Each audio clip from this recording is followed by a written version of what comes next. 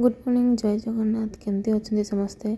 आज मुझे गोटे बढ़िया चार रेसिपी आपको कहबी जोटा कि मुझे यूट्यूब रे देखी और बहुत ट्रेंडिंग रे अच्छी यहाँ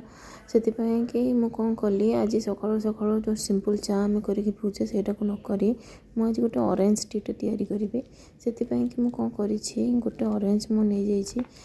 मु चामच एमतीकार तार जो ऑरेंज टाक बाहर करदेवी ता पेल टाक अलग करदेवी और आम एमतीका बाहर करें जमी पेलटा किसी भांगनी